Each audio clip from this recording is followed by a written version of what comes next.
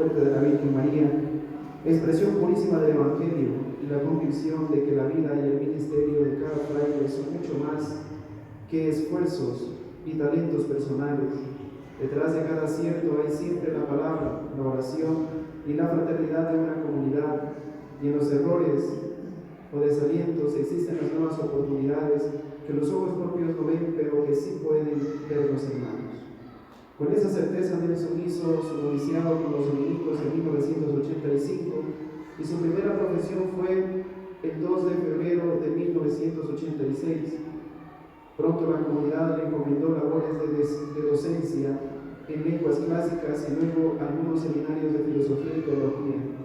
Obtuvo su licenciatura en Filosofía y Ciencias Religiosas por la Universidad Santo Tomás en 1990 y no mucho después recibió de manos de Monseñor Leonardo Gómez la ordenación sacerdotal el 21 de marzo de 1992.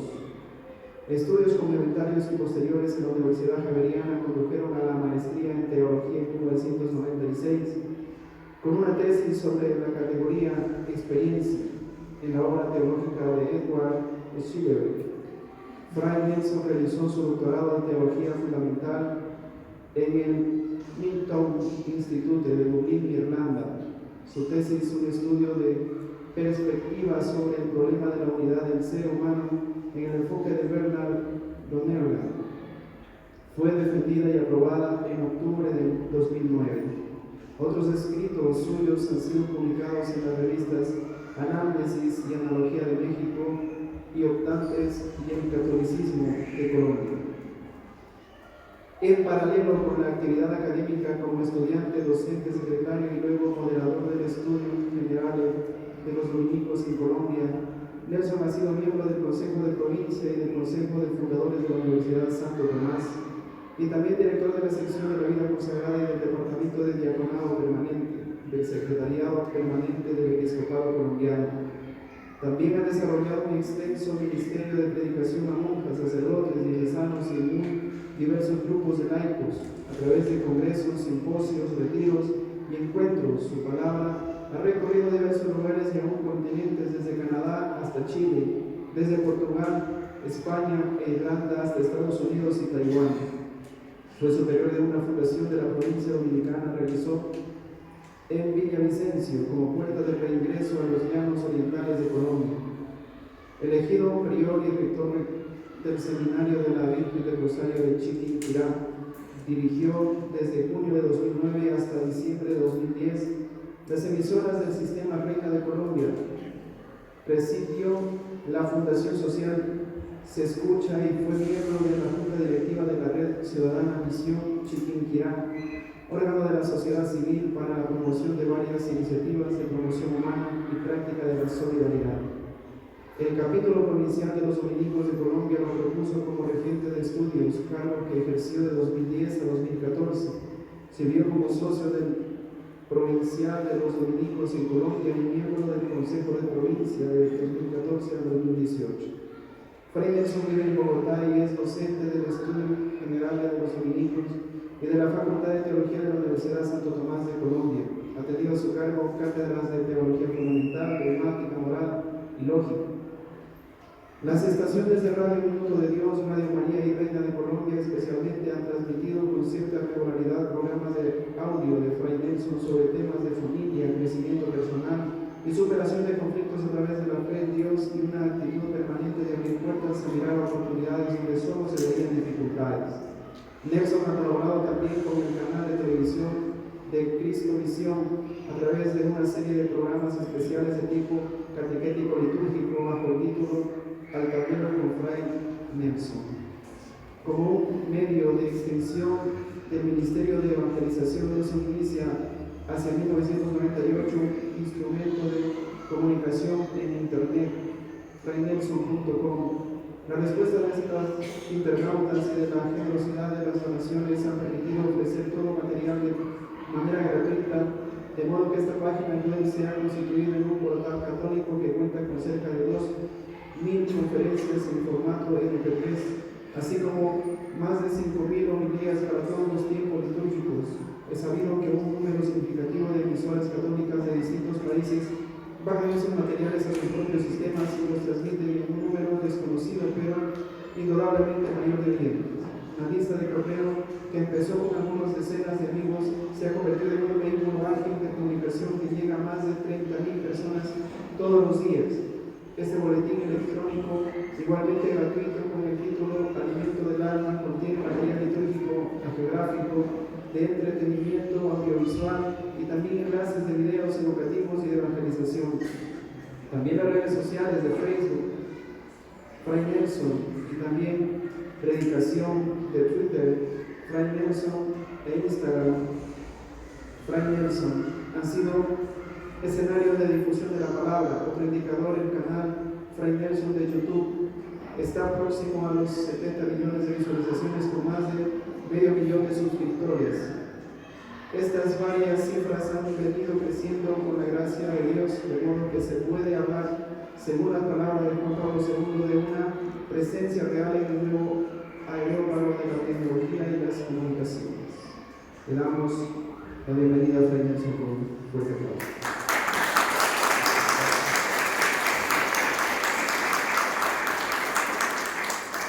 Muchas gracias, Padre Fabián. Sí, una cosita más que se me olvidaba, simplemente decirles a todos los asistentes que todas las ponencias que nos va a dar, después podrán llevárselas con ustedes, ¿sí? Así que pueden tener la mayor concentración acá, porque todo el material nos va a pasar y nosotros podemos también compartir. ¿Sí? Muchas gracias. Les invito a que nos pongamos un momento de pies.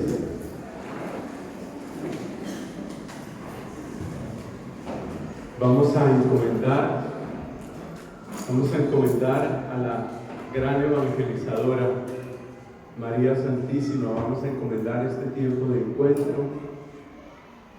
para reunirnos como familia de Cristo. Él es nuestro primogénito, para sentirnos gozosos de saludar a los hermanos y para tomar nuevo impulso en nuestro camino. Dios te salve María, llena eres de gracia, el Señor es contigo. Bendita tú eres entre todas las mujeres, bendito es el fruto de tu vientre Jesús. Santa María, Madre de Dios, ruega por nosotros los pecadores, ahora y en la hora de nuestra muerte. Amén. Hay una hermosa oración a los santos ángeles que me gusta hacerla, pensando que ellos están tan interesados en la gloria de Dios y en nuestra conversión y santificación. Ángeles de Dios, que en las alturas del cielo veneráis al Altísimo y en los caminos de la tierra sois ministros de su providencia para con los hombres, haced nuestros corazones semejantes a los vuestros, prontos a la alabanza de Dios y al servicio de nuestros hermanos, por Jesucristo nuestro Señor. Amén. En el nombre del Padre, y del Hijo, y del Espíritu Santo. Amén.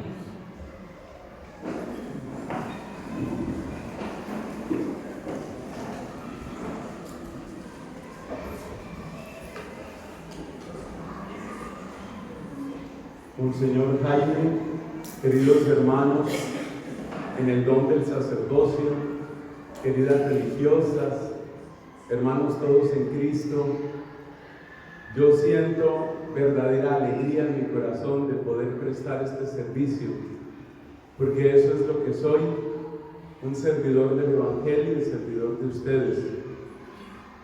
Y esta alegría se hace más grande cuando veo dos cosas. En primer lugar, que estamos en una tierra de misión, aunque la iglesia debe ser misionera en todas partes. Y en segundo lugar, ver ese impulso y cariño con que nuestro pastor, Monseñor Jaime, ha visualizado, ha mirado hacia el futuro lo que puede ser un auténtico plan de crecimiento pastoral y de evangelización para los próximos años. Pero todos sabemos que el vicariato no es un obispo. El vicariato no son simplemente unos hermanos sacerdotes. El vicariato lo hacemos realidad todos. Y es la participación de todos la que hace posible que esa belleza que es el Evangelio de Jesús conquiste más corazones. Por eso el título que he propuesto para estos días de encuentro es el que ustedes tienen en pantalla: Somos Iglesia, somos misión. Entonces le agradezco a Joana que está colaborándonos con las diapositivas, y quiero presentarles en primer lugar el programa que sigue para estos días. Según la disposición de nuestro obispo, tenemos 3 días de encuentro. Va a ser una jornada un poco intensa y necesitamos ciertamente tener una disposición del corazón y también una disposición corporal, porque vamos a pasar buen tiempo juntos. El primer día, el día de hoy, está dedicado a los fundamentos. El segundo día a los desafíos. Y el tercer día, lo que llamamos los caminos. ¿Cuál es el propósito de cada uno de esos días? Yo creo que una enfermedad que tenemos muchos católicos es como una especie de complejo, como que no valoramos suficientemente la riqueza, la belleza, la potencia que hay en nuestra fe. No la valoramos. A veces incluso la dejamos perder, descuidándonos en nuestra fe, en nuestra formación, dejamos perder ese tesoro. Hay un sacerdote que aprecio mucho, que varios de ustedes conocerán por los medios, el padre Pedro Núñez, y él tiene un programa desde hace muchos años y el título me encanta: Conozca primero su fe. Porque no se valora, no se ama lo que uno no conoce. Entonces en este día queremos no solamente repasar unos conceptos, sino que queremos que nuestro corazón se alegre, nuestro corazón se incendie, nuestro corazón se enamore, porque los corazones enamorados son los que pueden realmente realizar la misión. Entonces, ese es el punto del fundamento. Tengamos en cuenta que todos nosotros somos seres humanos, sujetos a cansancio, sujetos a heridas, a decepciones, empezando por las decepciones que uno tiene con uno mismo. Y por eso todos necesitamos esto que nos está ofreciendo el vicariato, este momento de reciclaje, llamémoslo así, este momento de alimento fresco. Todos lo necesitamos. Ese es el propósito de los fundamentos: retomar, apreciar, valorar, amar lo que tenemos y saber que aunque haya habido, ciertamente los hay, errores, cansancio, caídas, pues que eso no tiene que detenernos, sino convertirse en motivo de aprendizaje y de crecimiento. El segundo día se refiere a los desafíos. El Evangelio, mis hermanos, crece en medio de dificultades. Hay un salmo que dice: ¿cuánta guerra me han hecho desde mi juventud? Todavía no ese, por favor. Nos devolvemos, Joana. Estamos todavía presentando los objetivos de cada día. Entonces, en los desafíos necesitamos descubrir lo que dice ese salmo. ¿Cuánta guerra me han hecho desde mi juventud? Que lo diga Israel. ¿Cuánta guerra me han hecho desde mi juventud? Pero no pudieron conmigo. Así dice el salmo, y se refiere al pueblo de Dios. La fe encuentra obstáculos. La fe no crece fácil. ¿Por qué?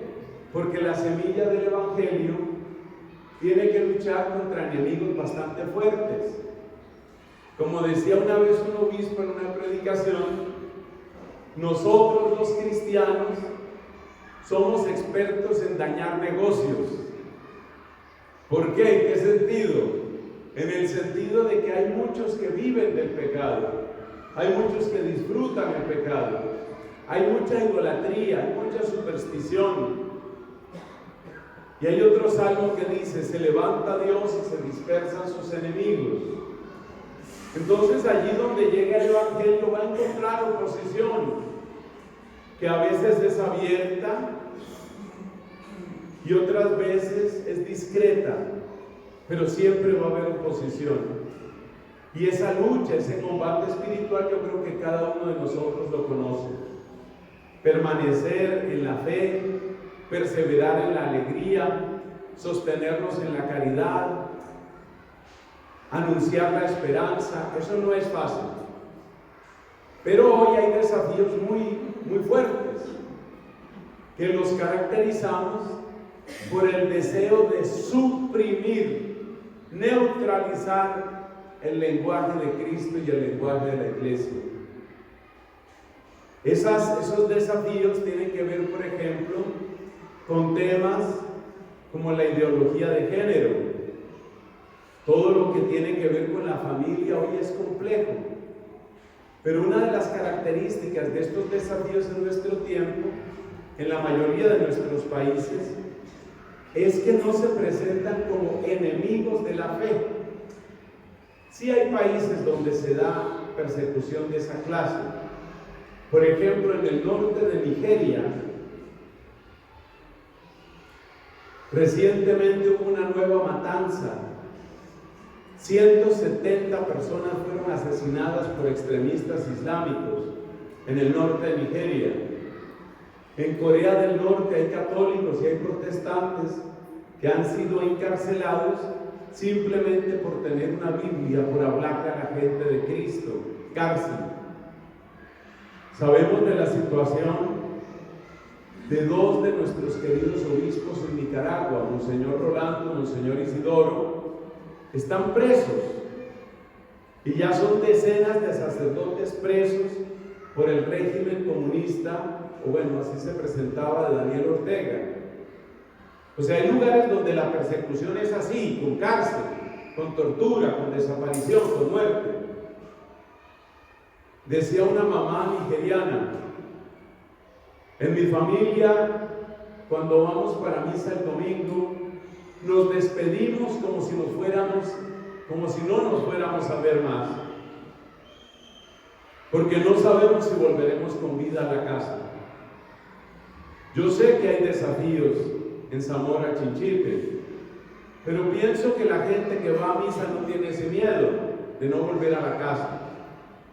Entonces, hay desafíos que son así, abiertos, violentos, pero hay otros desafíos que son la confusión, la tibieza, la frialdad, el sincretismo. Y esos desafíos no se parecen tanto a derribar una torre, sino más bien a erosionarla. La mayor parte de lo que llamamos culturalmente Occidente, como es decir, nuestros países, están sufriendo erosión en la fe. Esto se nota muy particularmente en los jóvenes.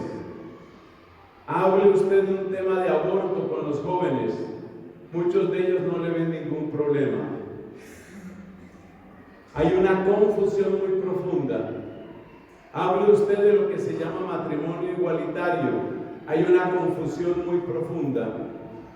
Entonces los desafíos principales tienen que ver con la confusión.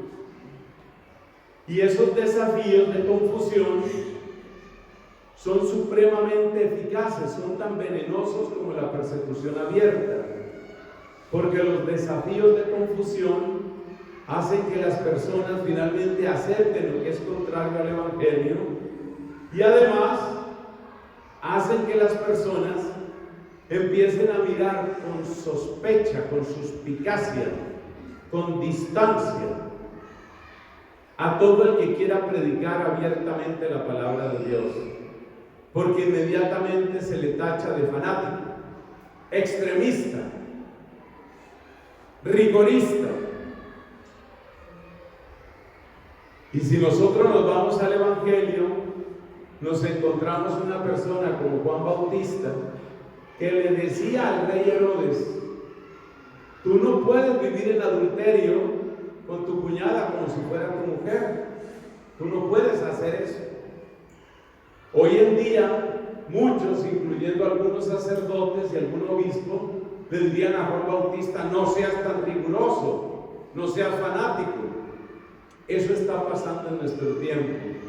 Se llama erosión de la fe. De eso vamos a hablar, de esos desafíos vamos a hablar el día de mañana. Finalmente, el tercer día, porque este es un encuentro muy bíblico que llega hasta el tercer día. El tercer día nosotros vamos a hablar sobre algunas propuestas que aquí llamamos caminos. Así que una vez más, yo les agradezco su presencia. Sé que muchos de ustedes vienen de distancias considerables y han tenido que dejar de lado otros compromisos para estar aquí. También yo he tenido que hacer un pequeño recorrido de unos cuantos miles de kilómetros, pero estamos aquí como familia de Dios, como hermanos. Este es nuestro recorrido entonces: fundamentos, desafíos y caminos. Pasemos ahora sí a la parte de los fundamentos, que son las intervenciones que tendremos el día de hoy. La primera se refiere a la Sagrada Escritura. ¿Qué podrá aprender uno de la Sagrada Escritura? Es posible que algunos de mis hermanos, con una preparación teológica, filosófica, digan: bueno, ya esa me la sé. Pues la verdad es que sabemos mucho, pero siempre podemos aprender. En segundo lugar, también el día de hoy, porque todos los fundamentos es del día de hoy, nos vamos a las grandes etapas en la transmisión de la fe. Es decir, vamos a conocer la familia o a reconocerla, para amarla. Nosotros venimos de una estirpe muy noble. Nosotros venimos de, como dice el último punto de hoy, de una nube de testigos. Esa expresión es de la carta a los Hebreos. Nos rodea una nube de testigos. Entonces ahí hay 4 temas que vamos a tratar el día de hoy en nuestras distintas reuniones: la Escritura, las etapas en la transmisión de la fe. Luego el tercer punto: convocados y enviados, que es el corazón palpitante. Usted sabe que el corazón humano tiene 2 movimientos. Cuando se contrae, saca la sangre, expulsa la sangre. Cuando se dilata, acoge la sangre.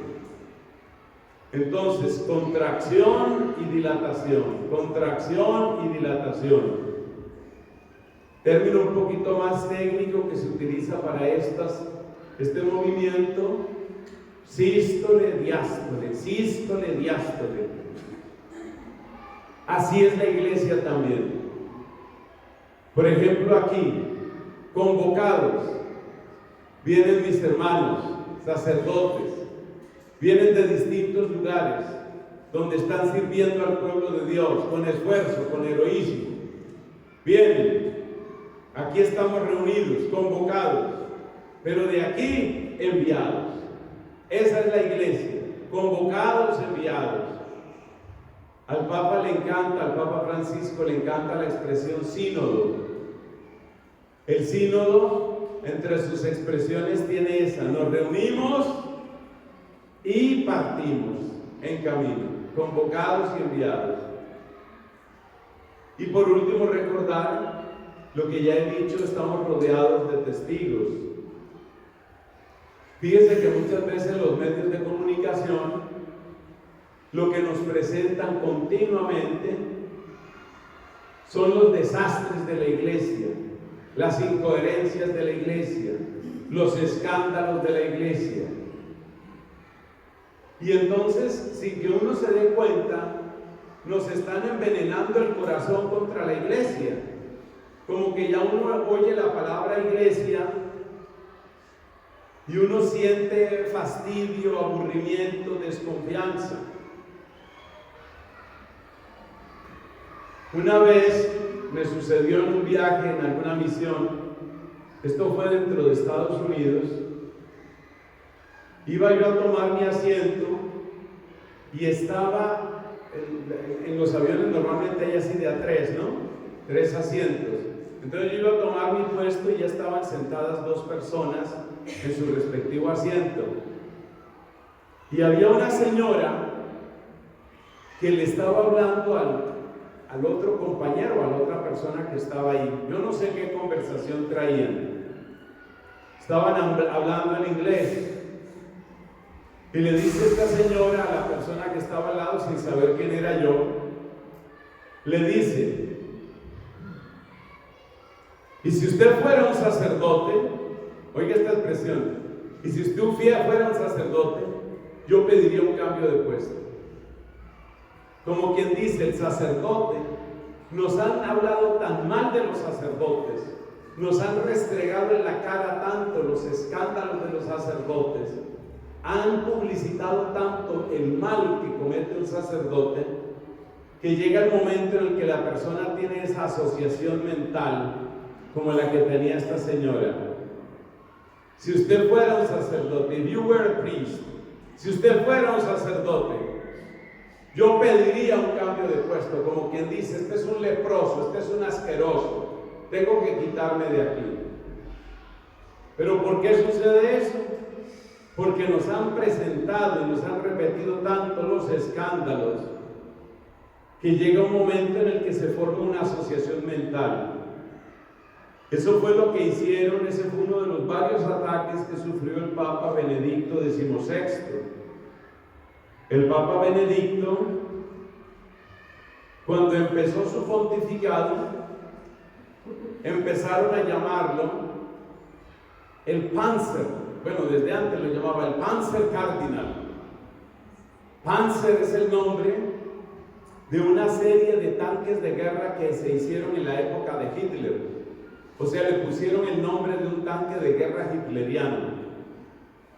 Como esa denominación no prosperó mucho, entonces empezaron a atacar al Papa Benedicto de otra manera.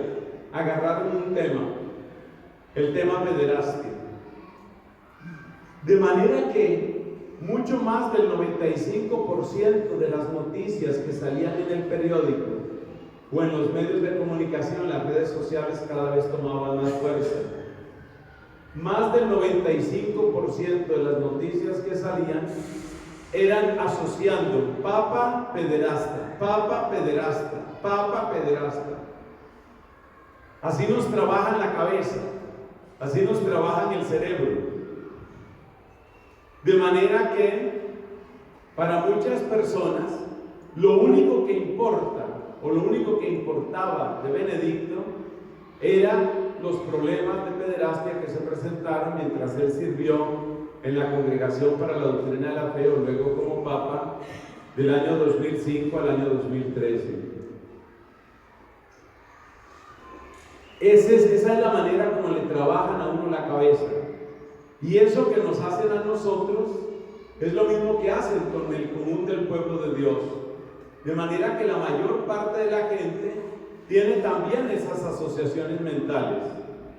¿Cuál es una consecuencia inmediata que esto tiene? Que muy, pero muy poquitos jóvenes van a querer ser sacerdotes. ¿Cómo voy a entrar yo a ese grupo de corruptos? ¿Cómo voy a entrar yo a ese grupo de explotadores, a ese grupo de hipócritas?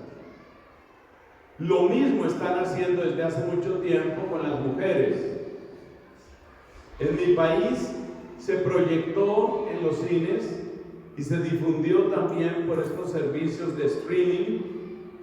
Se proyectó una película, ya la segunda parte de una película de terror que se llama La Monja. Y el propósito de la película de La Monja es presentar a un ser perverso, un ser malicioso, una mujer que se supone que representa el amor a Dios, pero que en realidad es peor que cualquier bruja, la monja. Entonces, cualquiera dice: ah, es una película. No es simplemente una película. le están trabajando la cabeza a las niñas. Yo desde mi temprana infancia, yo conocí religiosas. De hecho, tengo una tía ya de cierta edad, bastante edad, que es religiosa. Yo conocí el servicio de ella, porque ella era, y hasta donde le dieron las fuerzas, siempre fue misionera, en Panamá y en Colombia, misionera. Una mujer generosa, alegre, heroica, constante, un testimonio, que le digo solamente esto.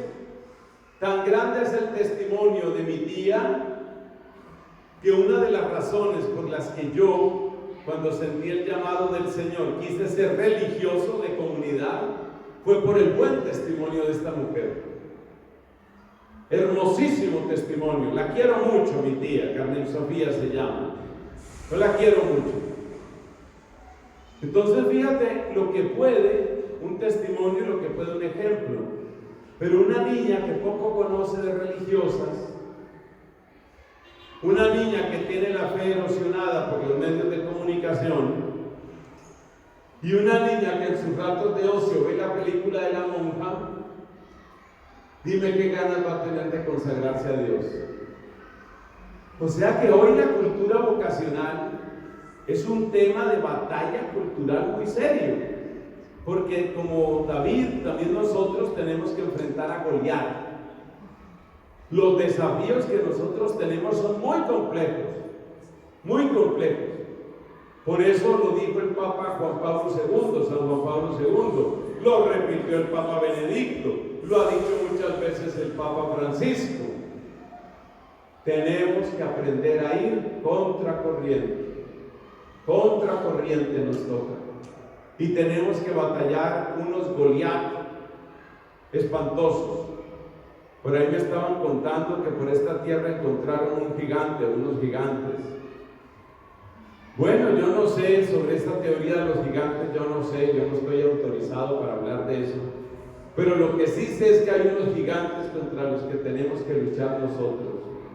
Y esos gigantes son gigantes culturales. Y lo vemos en los colegios, lo vemos en las universidades, lo vemos en los grupos parroquiales.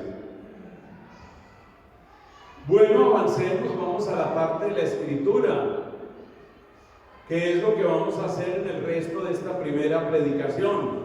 Ahí poco a poco vamos organizando nuestro horario con los retrasos apenas naturales que tiene un encuentro de estos. Volvemos la mirada a la escritura. Ustedes y yo sabemos que nos falta, como pueblo católico nos falta avanzar en la cultura de la lectura, la meditación y la oración con la Biblia. Nos falta mucho. No simplemente conocer algunos textos bíblicos. Hace bastantes años yo me hice esta pregunta: ¿qué es lo que nosotros realmente quisiéramos cuando hablamos de cercanía a la Biblia? ¿Qué es lo que realmente queremos? Pregunta, lo que nosotros queremos es simplemente que la gente se sepa muchos versículos, o que la gente conozca, pueda recitar cuáles son los 73 libros. ¿Qué es lo que nosotros queremos? Y yo llegué a una conclusión que no es tampoco una cosa del otro mundo ni ninguna genialidad. Yo llegué a una conclusión: acercarse a la Biblia es llegar a mirar la Escritura como un libro de familia. Es decir, como cuando en tiempos antiguos, eso ya casi no se usa, cada vez se usa menos, las familias tenían un álbum de fotos. Ahora con las redes sociales la gente tiene ahí 12,000 fotos en el celular. Pero el problema de las 12,000 fotos es que pocas personas las ven. También la gente publica cosas en sus redes sociales. Pero yo tengo un poquito de nostalgia con esos libros gordotes que eran los álbumes de fotos. Llegaba uno a una casa. Padrecito, siéntese. ¿Quiere un tecito? ¿Quiere un café? Mientras le preparo un café, mire, ahí le presento a la familia y le pasaban a un libro gordo, pesado. Y la parte más bonita de eso no era ver fotos, porque uno claro que no conocía a nadie. La parte bonita era la conversación. Oiga, este señor con ese sombrero y esa ropa tan antigua, ¿quién es? Uy, padre, ese es mi bisabuelo. Mi bisabuelo que vivía en la sierra. La primera foto que le tomaron fue esa, por eso es una foto que está de color sepia. Hoy hay mucho joven que no sabe cuál es el color sepia, tiene como un parecido con estas cortinas. Color sepia. Y además era muy gracioso porque en esa época las fotos la gente salía siempre con la cara como brava o como asustada. Casi todos los hombres salían con cara brava y las mujeres con cara asustada, así como que ¿qué me van a hacer? Y lo bonito era la conversación. Ese es tu bisabuelo. ¿Y de dónde era tu bisabuelo? De la sierra, pero bien adentro, padre. Eran cultivadores. Por allá no aparecía nunca un sacerdote, eso estaba muy lejos. Iba un sacerdote una vez al mes. Y a veces celebraban la misa, como no había ni capilla, celebraban la misa. Mi bisabuelo sacaba la mesita y a la puerta se reunían los vecinos y ahí sobre la mesa se celebraba la misa. Y le cuentan a uno la historia. Y luego la foto de la abuelita que salió con cara de asustada. Ya la abuelita sí salió en color, por eso se nota que le pintaron, tenía el cabello pintado en morado. Era una pelimorada la abuelita. Luego las fotos del matrimonio.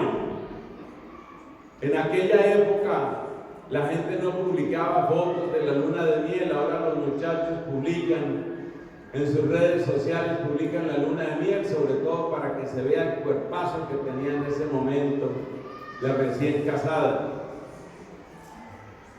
Y así uno va recorriendo el bautismo, la primera comunión, hasta los acontecimientos tristes. Oiga, y esta foto, ahí nos estamos reuniendo todos. Fue la última vez que nos reunimos todos, cuando se murió el abuelo. 24, 25 personas en una foto. Esa es la Biblia. Y esa es la familiaridad con la Biblia. Lo hermoso de leer la Biblia no es acumular datos simplemente. A veces nosotros los sacerdotes estamos tan congestionados de trabajo. Casi siempre, la mayor parte de los sacerdotes, mucha cosa que hacer. Hay que ir, subir, bajar. Y cuando uno iba a tener un descanso, el obispo dice formación permanente. Tres benditos días que iba a tener uno. Entonces mire la tentación del sacerdote. El sacerdote puede tener la tentación de que casi no lee la Biblia. ¿Por qué? Porque entonces mira así con afán, ¿qué es? Ah, el bautismo del Señor. Bueno, listo, ya esa me lo sé. A ver, ¿qué toca? Este otro día, ¿qué toca? Parábola del sembrador, esa también ya me la sé, que 4 terrenos que cayó. Hay vida, hay una historia, hay seres humanos. Y es hermoso desarrollar esa confianza. Yo tuve un profesor que nos dio moral social, lamentablemente murió prematuramente, un sacerdote. Y él tenía unas expresiones tan buenas como tan precisas.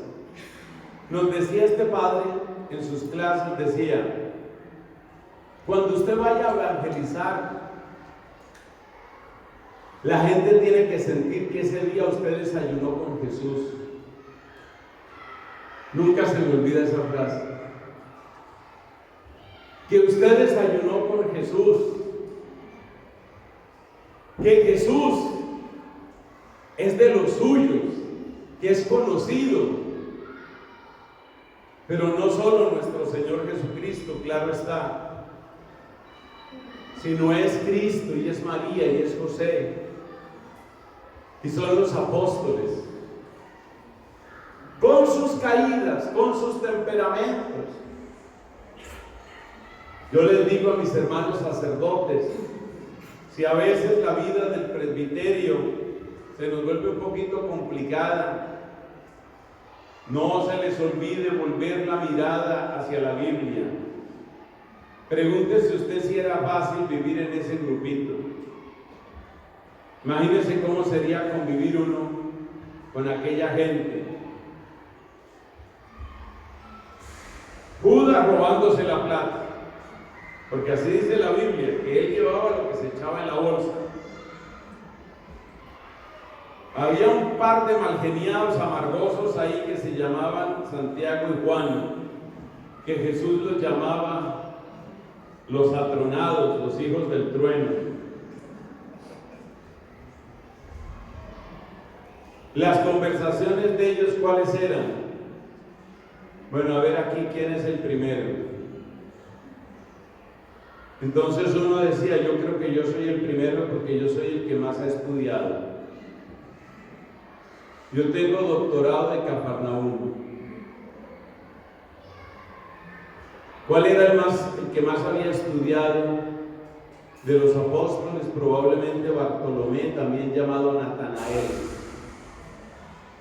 Bartolomé era maestro de Sagrada Escritura.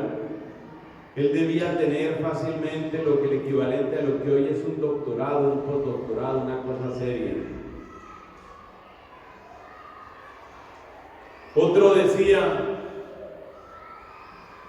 yo soy el primero porque yo llevo 20 años peleando contra el Imperio Romano. Entonces, conocer la Escritura es acercarnos a estas personas como seres vivos.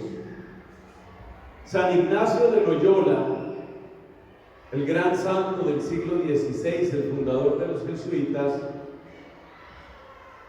se inventó un recurso que yo creo que todos podemos aplicar. Él lo llamaba composición de lugar. La composición de lugar, ¿para qué es? Para que usted se meta en la escena. Entonces la invitación que le tengo es esa: acérquese a la Biblia como quien se mete en la escena. Tome usted el lugar de la persona que aparece ahí, o las personas que aparecen ahí. Eso requiere ¿qué? Requiere tiempo y requiere amor, que son las dos cosas que más nos faltan para acercarnos a la Biblia. Tiempo para que suelte su jugo. Un maestro de la orden que tuvimos nosotros, que se llamaba Humberto de Romanis, que vivió en el siglo XIII, él hacía muchas comparaciones entre la evangelización y otras cosas. Por ejemplo, él decía que un evangelizador tiene que ser como un cocinero o como un camarero. Hermano sacerdote, la próxima homilía que usted vaya a preparar, prepárela como si usted fuera el chef. Prepare la homilía como el que prepara un delicioso almuerzo, un delicioso banquete. ¿Qué le voy a decir a mi gente? ¿Cómo los voy a alimentar? Un buen chef, un buen jefe de cocina, la palabra chef en francés pues significa eso, jefe. Un buen jefe de cocina tiene que pensar que lo que vaya a dar no haga daño, alimente y guste. Esa es la receta para una homilía. Estas ideas las tomo de Humberto de Romanis. Acérquese a la Biblia de esa manera. No diga simplemente ese pasaje ya me lo sé, sino usted piense que el pasaje bíblico es como una especie de despensa, ahí donde guardamos los alimentos en la casa. En muchas casas hay un lugar que se llama despensa, donde se tienen los alimentos. Ahí habrá, qué sé yo, pues ahí hay harinas y hay granos y luego pues está también el refrigerador, la nevera. Entonces las lecturas de la Biblia, usted mírelas como un depósito, pero a usted es el que le toca preparar, hermano. Hermana catequista, usted es la que tiene que preparar. Usted va a hablar de la Pascua, por ejemplo. Está dando una catequesis a sus niños, a sus niñas de primera comunión, va a hablar de la Pascua. Usted toma el texto bíblico y usted dice, ¿ahora qué voy a preparar con esto? Y acuérdese las 3 normas del chef: que no haga daño, que alimente y que guste.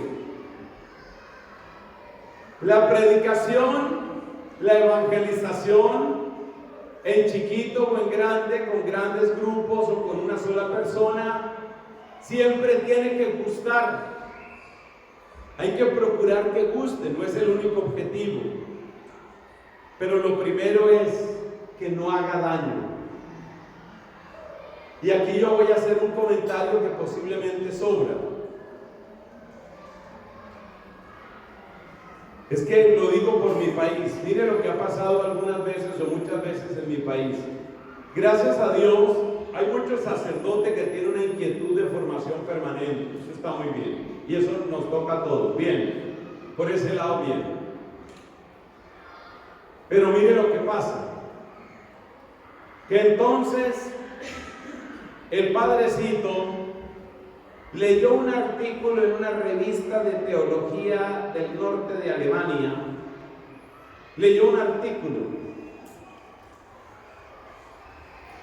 Y en ese artículo se trata de explicar el milagro de Jesús cuando curó al ciego de nacimiento, según las teorías que tiene por allá un antiguo monje de los Montes Urales, que dice que hay una enfermedad de los ojos que se cura con las sustancias alcalinas que hay en la tierra, y que lo que Jesús hizo cuando hizo barro con su saliva en la tierra fue aplicar las sustancias alcalinas en el globo ocular, y que de esa manera curó a esta persona. Entonces el padre que leyó esa teoría, porque es una teoría, cuando le llega la homilía del domingo, entonces saca a relucir lo último que leyó. Y lo último que leyó, sabrá Dios si es bueno, si es malo, si es correcto, si es incorrecto, sabrá. Si ese señor de los Montes Urales, le queda tarea recordar dónde quedan los Montes Urales. Si ese señor realmente es católico, si eso es ortodoxo, si eso lo aprueba la iglesia, entonces el padre sale allá a la homilía a contar la historia de lo último que leyó. ¿Y cómo sale la gente de la iglesia? La gente sale confundida. Encima de todas las confusiones que nos ponen los medios de comunicación, la gente sale confundida. Porque este padre está exhibiendo su erudición con lo último que leyó. Está muy bien estudiar teología, está muy bien profundizar el mensaje, pero la homilía o la catequesis no es para que usted muestre qué es lo último que usted estudió, es para que usted cuide al pueblo de Dios. Entonces, si la gente sale confundida, si la gente sale desanimada, usted no les está haciendo bien, usted les está haciendo casi un daño. Y el primer mandamiento de un chef es que no les haga daño la comida.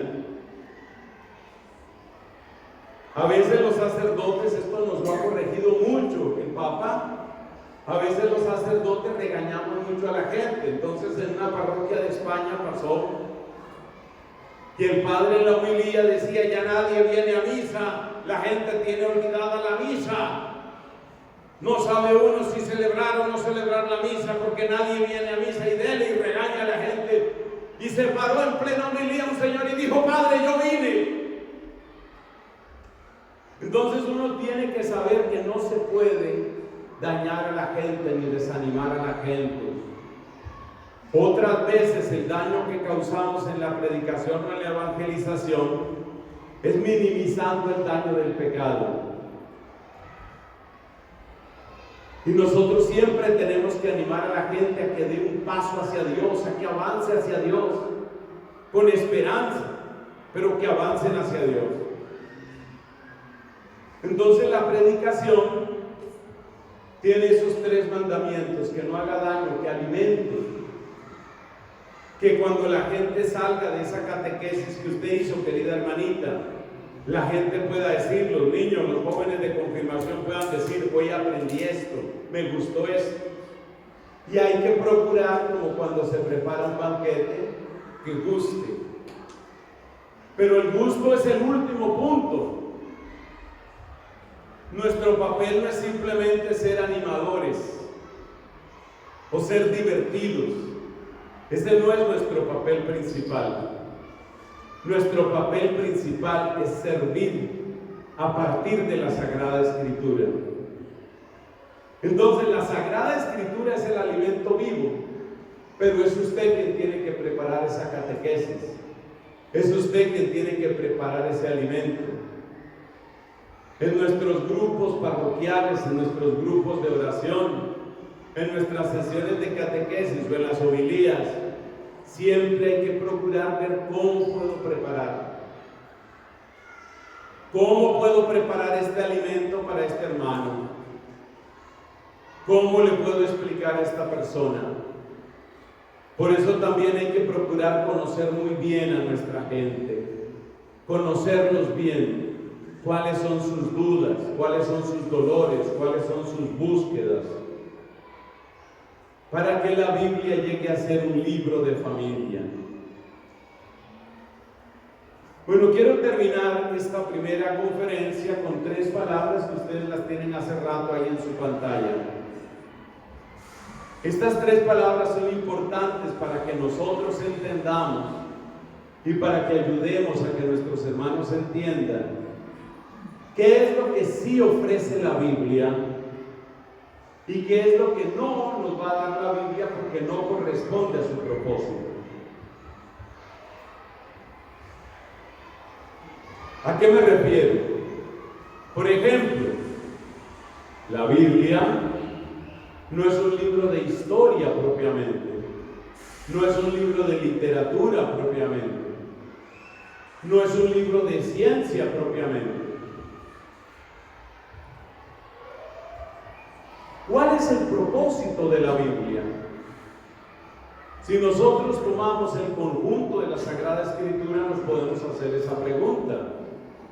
Ese libro absolutamente singular, que fue escrito más o menos durante unos 1200, 1300 años, por distintas personas en varios idiomas. ¿Qué es lo que quiere ese libro? ¿Qué es lo que nos ofrece ese libro?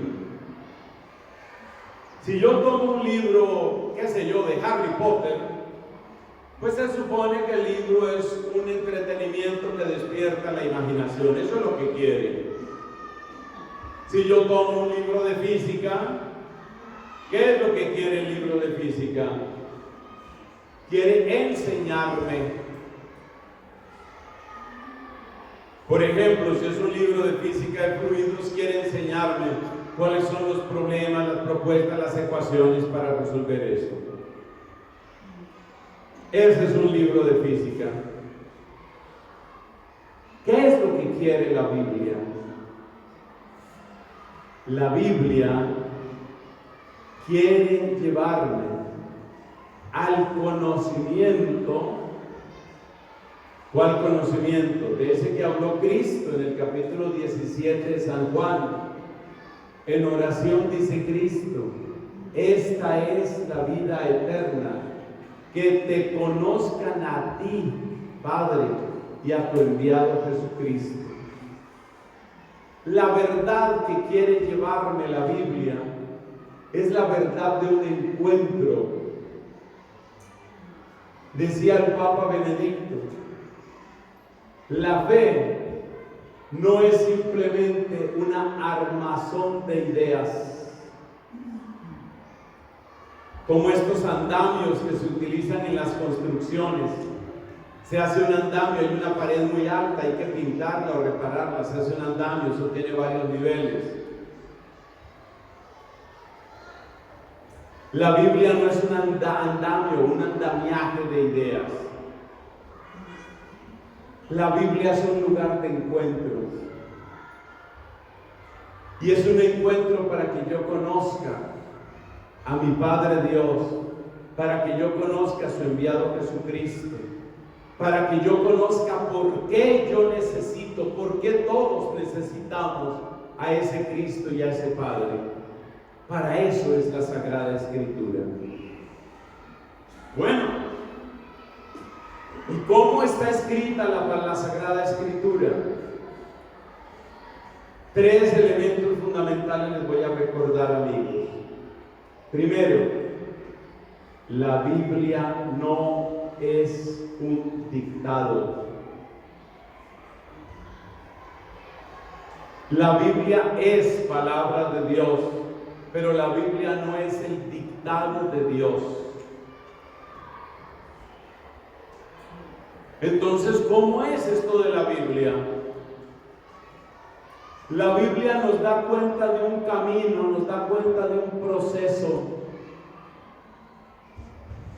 Y en ese proceso, el Señor se manifiesta de una manera progresiva hasta llegar a una plenitud que se llama Jesucristo. Hay un camino, hay un proceso. Y eso quiere decir que los oídos humanos, la mente humana, el corazón humano, tenían que educarse. Recuerde lo que dice el prefacio de la plegaria eucarística 4.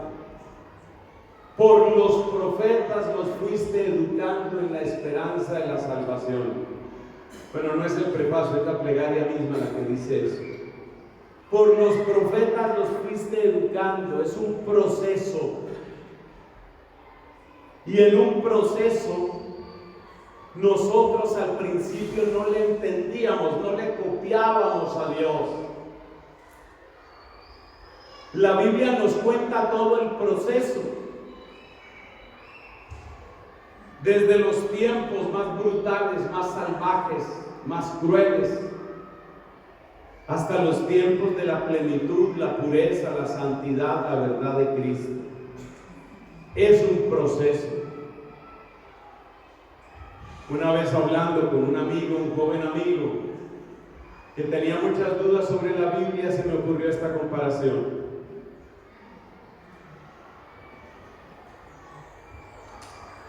Imagínate una escuela de idiomas. Alguien que está aprendiendo francés o, por ejemplo, está aprendiendo inglés. Y esta persona asiste a unas clases con un profesor, un gran profesor.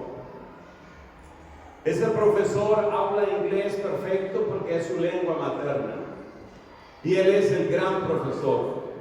Y esta persona llega ya para aprender el idioma. Y alguien está grabando las clases. Pero no graba la parte del profesor, sino la parte del alumno. Entonces, al principio, ¿cómo habla el alumno? Muy deficiente. Cuando le preguntan cómo se llama esto, él dice tablet. Porque resulta que la cámara solamente lo enfoca a él y el micrófono solamente lo enfoca a él. Pero después de 2 semanas ya está pronunciando mucho mejor, Taylor. Y así con todo, esa es la Biblia. La Biblia nos va aprendiendo, nos va mostrando cómo fuimos aprendiendo a hablar el lenguaje de Dios. La Biblia es tan honesta que nos dice en el libro del profeta Isaías: mis caminos no son sus caminos, mis planes no son vuestros planes. Como dista el cielo sobre la tierra, distan mis caminos sobre vuestros caminos y mis planes sobre vuestros planes. La Biblia no parte de una unión, sino de una separación, que es la separación debido a la doble oscuridad del pecado y de ignorancia. Entonces, especialmente en el Antiguo Testamento, lo que vamos a encontrar son muchas expresiones de una crueldad, de una brutalidad, incluso de una violencia muy grande. No hay que escandalizarse. Estamos viendo las primeras entradas de los rayos de la luz divina en el corazón humano. Estamos viendo los inicios. Y a lo largo de toda la Biblia, que es un proceso, nosotros estamos viendo cómo eso va avanzando. Por ejemplo, de las grandes lecciones que tuvo que aprender el pueblo de Dios, fue la lección de no echarle la culpa a los otros pueblos.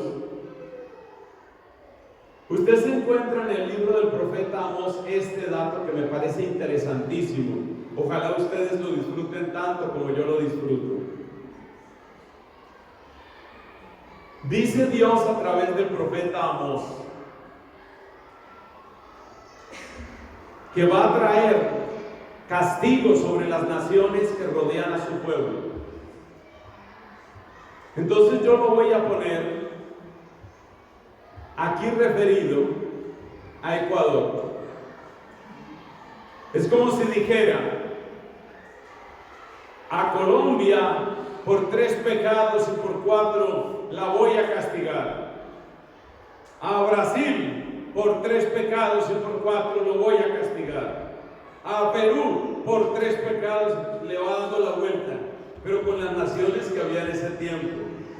Entonces menciona Siria, Amón, Moab, Egipto, las naciones que los rodeaban a ellos. Pero ¿sabe qué es lo mejor?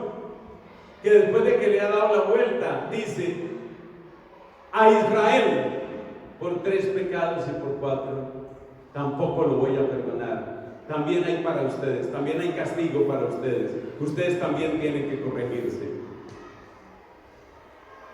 Ese es un momento muy importante en la historia de la salvación. Es muy importante en el proceso. Yo quiero que la palabra proceso nos quede bien grabada. Porque al principio el pueblo de Dios siempre veía los problemas afuera. El problema eran los otros. El problema eran los filisteos. El nombre filisteo es un nombre que hace referencia a varios pueblos que habitaban la tierra de Canaán. Entonces los israelitas, lo mismo que pasa con los niños chiquitos, al principio siempre le echaban la culpa a otros. ¿Sí se han dado cuenta que los niños tienden a hacer eso? Sobre todo los niños pequeños. Juanito, ¿y tú por qué peleaste con Mateito? Ah, porque Mateito me hizo, siempre la culpa está afuera. Así era también el pueblo de Dios. Pero Dios, a través del proceso, los va liberando de la oscuridad, los va liberando de las cadenas del pecado. En el libro de los Jueces se cuenta cómo un hombre de Dios llamado Jefté ofreció en sacrificio humano a su propia hija. La mató y la sacrificó, supuestamente en acción de gracias a Dios. Y era un hombre de Dios. Pues este Jefté muestra un momento muy atrasado de la revelación. Pero después tú miras la legislación que aparece en el Deuteronomio y en muchos otros lugares. Se prohíben absolutamente los sacrificios humanos. Entonces, la Biblia es un proceso que tiene una culminación en Cristo. Y por eso, la manera correcta de leer la Biblia y de orar con la Biblia siempre nos debe llevar hacia Jesucristo, hacia la manera como vivió Cristo, hacia la enseñanza de Cristo.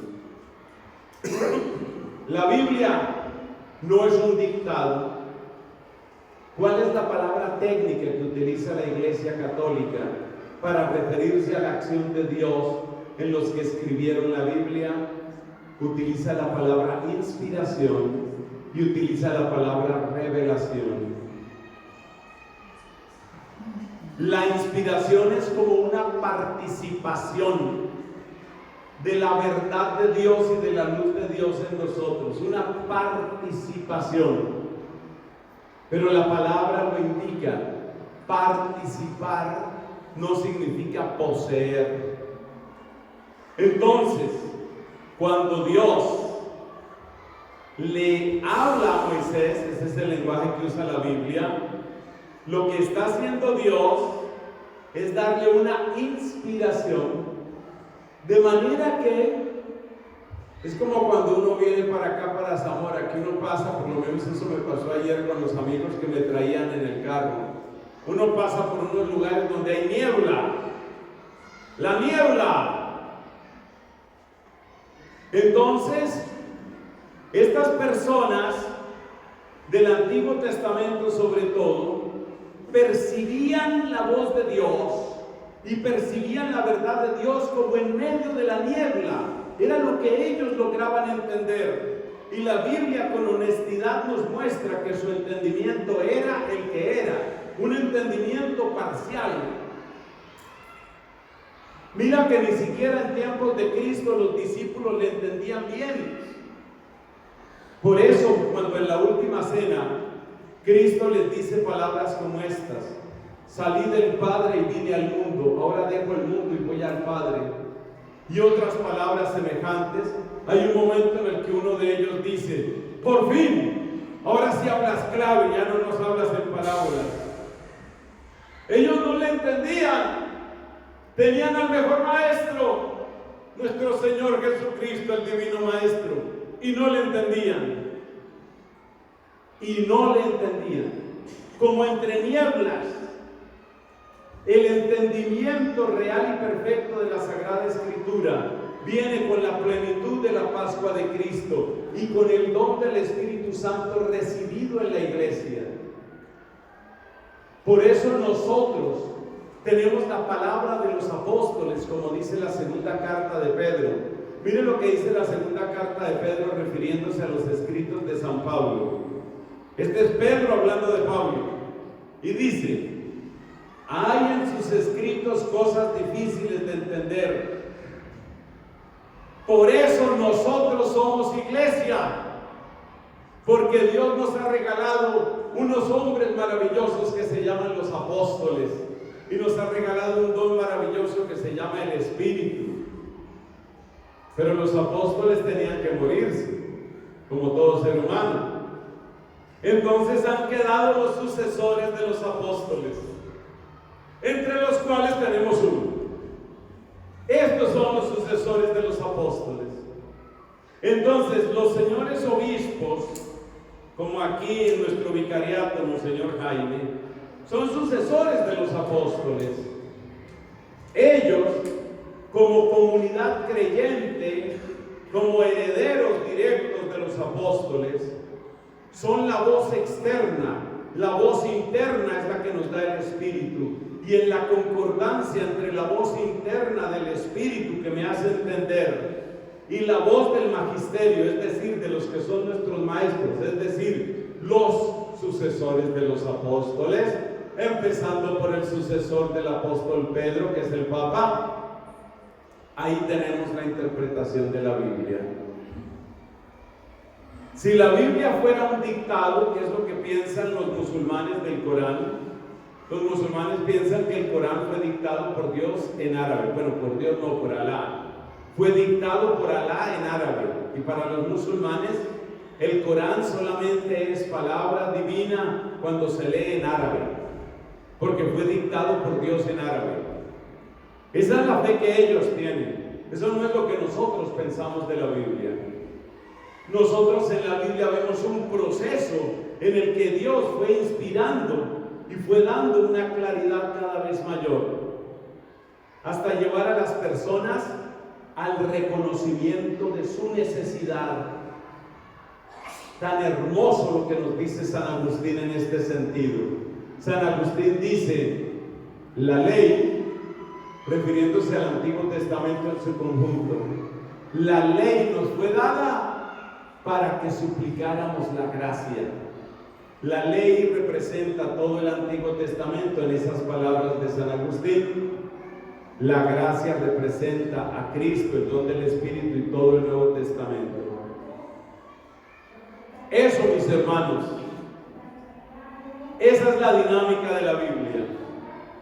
Entonces la Biblia nos está presentando todo lo que Dios hizo para que lo conociéramos.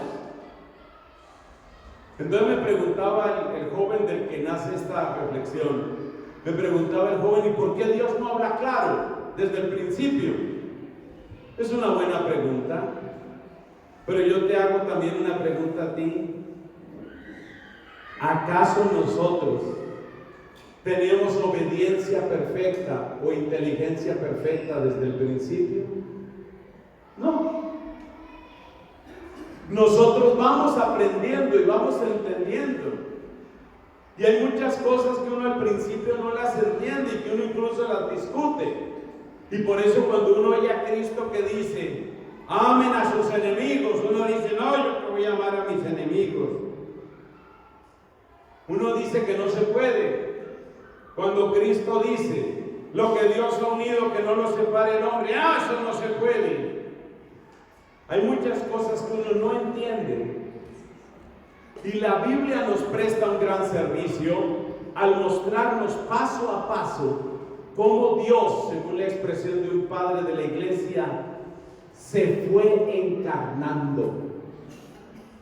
El momento definitivo de la encarnación es el que recordamos el día de la Anunciación en María Santísima.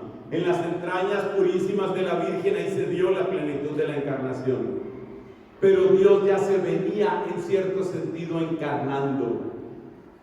Por eso mira lo que nos dice la carta a los Hebreos en su capítulo 1. De muchas maneras y muchas veces habló Dios a los hombres por medio de los profetas. En estos tiempos recientes o en estos tiempos últimos nos ha hablado por medio del Hijo. Ahí está el proceso. Entonces Dios nos va hablando, Dios va haciendo un camino, Dios va haciendo un proceso. Yo no le puedo pedir claridad perfecta a Abraham, ni a Moisés, ni a David, ni a Jeremías, ni a los libros de los Macabeos. La inspiración va caminando, va avanzando. Y es hermoso porque, como decía San Gregorio Magno, la Biblia es un libro que crece contigo. ¡Qué expresión tan hermosa! La Biblia es un libro que crece contigo. Precisamente está escrita de ese modo para que nosotros mismos, al revisarnos, nos demos cuenta de lo poco que tenemos. Nos demos cuenta del mucho pecado que nos oscurece. Y así como el pueblo de Dios tuvo que hacer un camino de las tinieblas a la luz, según describe el texto de Isaías, el pueblo que estaba en tinieblas ha visto una gran luz. Así también nosotros tenemos que pasar de las tinieblas a la luz. Y ese es el trabajo de la iglesia vicarial. Ese es el trabajo de los misioneros. La gente que vamos a encontrar es gente que cree en supersticiones, que cree en idolatrías. Es gente que muchas veces tiene más su corazón en la magia que en la fe. Y nuestro trabajo es avanzar de las tinieblas a la luz. Nuestro trabajo es hacer el camino de la Biblia. Y ahí entra la última palabra de esta predicación, el testimonio. Lo que a nosotros nos corresponde es tomar lo que Dios nos ha dado y testificarlo, en primer lugar con nuestra vida, luego con nuestras palabras. Bueno, esto era lo que quería compartirles sobre la Biblia. Recordar que es un proceso, recordar que no es un dictado, sino una inspiración. Bueno, pero eso sí toca aclararlo un momentito. ¿Cuál es la gran diferencia entre dictado e inspiración? La Constitución de Verbum del Concilio Vaticano II lo aclara maravillosamente. En un dictado, como quien dice, escriba esto y escriba esto. En un dictado, la parte humana desaparece. La parte humana no importa. Si uno de nosotros, por ejemplo, no sabe nada de química orgánica y alguien nos empieza a dictar, escriba esto. Los compuestos de carbono se dan de 3 maneras. Si usted empieza a escribir eso, usted no sabe a qué se refiere. Ese es un dictado. El dictado desaparece la parte humana. La inspiración, como dice la Constitución de Verbum, hace que el ser humano obre y hable como verdadero autor. Esa expresión está ahí en Dei Verbum.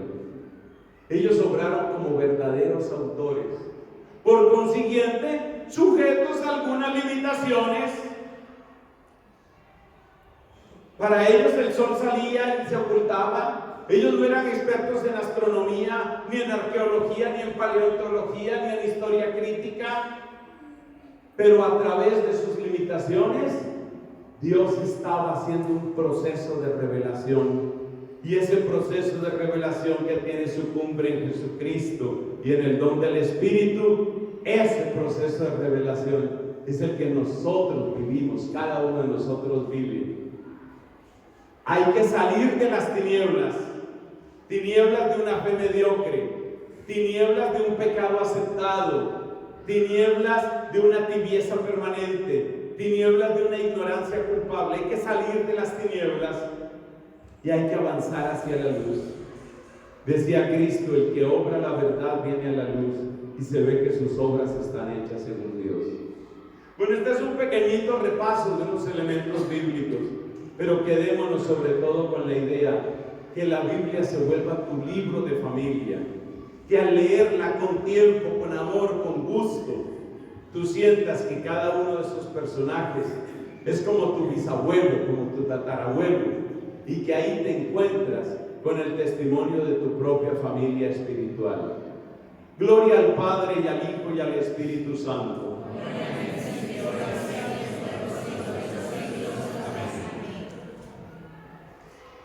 Muy bien, mis hermanos, ahora seguimos escenas del siguiente capítulo. Ahora vamos a tener un descanso, pero mira aquí el siguiente capítulo, ¿cuál es? Eso es. Ahí vamos a hablar de qué pasó después de la Biblia. Estas son escenas del siguiente capítulo. Para querer la familia, para que quieras tu iglesia, para que la ames y para que la defiendas. Entramos a un descanso, Monseñor.